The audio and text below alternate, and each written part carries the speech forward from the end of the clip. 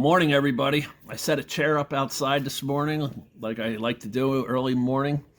And if you see over my shoulder all the smoke in the air, that's from the Canadian wildfires. The air has circulated all that smoke back down here to Jersey. And this morning, it is like a blanket over us. And you can just smell it in the air, you know. But anyway, I wanted to discuss how exhausting my life had been because I was constantly on the go trying to outrun my pain. I led this fast-paced life of women and sex and drugs and alcohol and gambling and just constantly on the go, on the go, on the go. I never sat quietly. I never contemplated my childhood pain. I never even wanted to deal with it. And it's the complete wrong approach.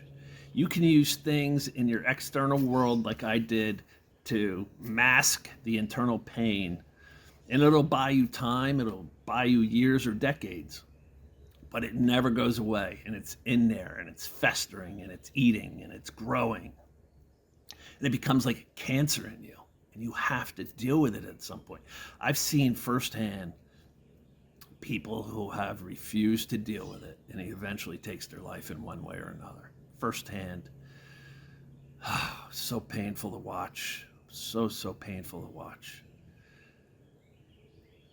You have to confront that pain, and you have to grow from it, and you have to heal from it.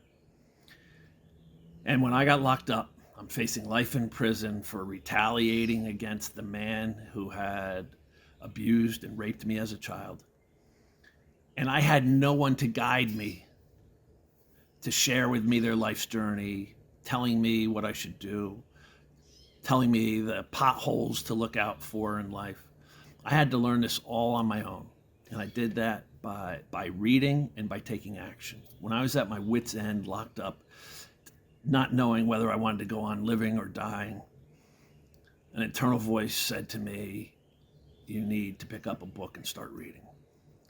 And so many people just poo-poo that connection we have to a higher power, you know, whether you want to call it soul, spirit, conscious.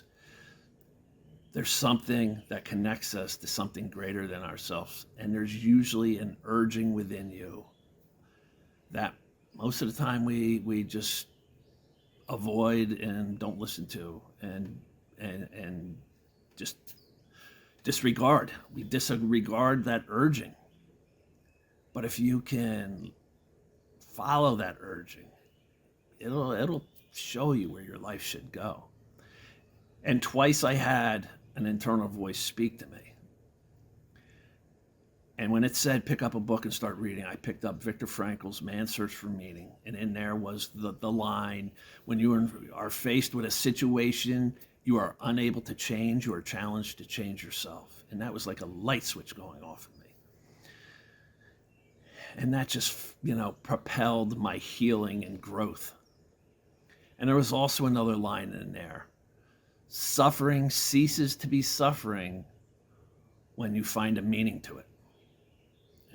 And almost instantly, from the time I got locked up, guy after guy came up to me and shared their childhood pain with me. My story was on the front page of the paper all the time, and my molestation was on the front page of the paper, and guys would read this, and one by one, they would come over to me and be like, my life unraveled because of what I went through as a child. Or I turned to drugs and became a heroin addict because of the pain I endured as a child. And this was the whole time I was incarcerated, this would happen. And then I started getting letter after letter after letter from people I knew and from people I didn't know from around the country who were opening up about their pain and sharing their horror story.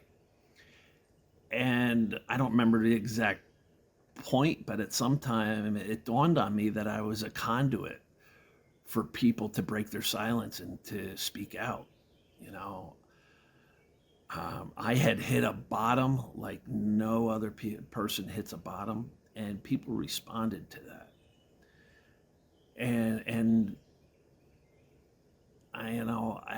at some point I had to, start healing, start developing self-discipline, getting daily habits, and start being true to myself.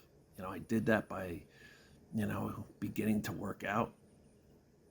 When I was incarcerated, it took me a full year before I finally did any physical activity. As I mentioned before, I could only do 2 push-ups. I gained 62 pounds my first year from feeling sorry for myself, eating crap, and just sitting in my cell and reading. 62 pounds in 1 year. And my scrawny little arms trying to lift my, almost 260 pound body, could only do 2 push-ups. When I started to do squats, I could get 6 to 8 squats and just my legs were burning. And eventually I got up to doing 30 squats at a clip over and over and over and over and over. So you got to start somewhere, and you don't worry about what you can do. It's about the process. It's about becoming a lifestyle.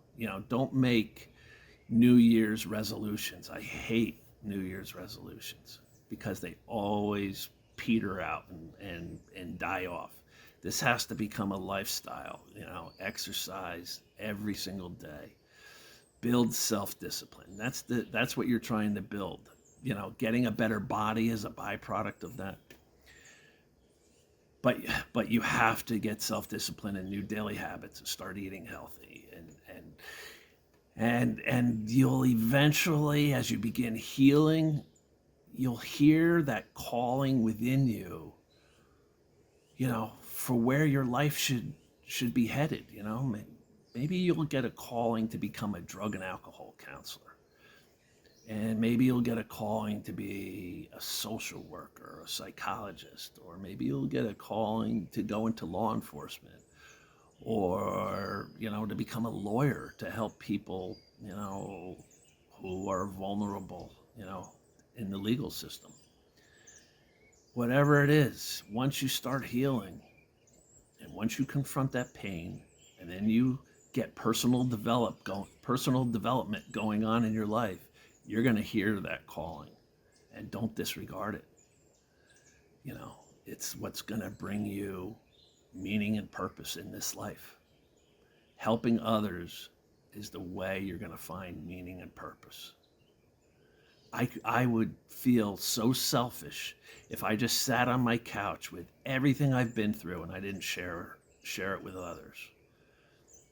Maybe not everything is going to apply to every person, but there's going to be something in my life story that's going to apply to every single person. And I can't sit and say I'm healed and I'm better and I'm healthy, but I refuse to share it with anyone. That would be so selfish on my part. So as you heal, begin helping others, and it'll take your life in a whole new direction. Peace.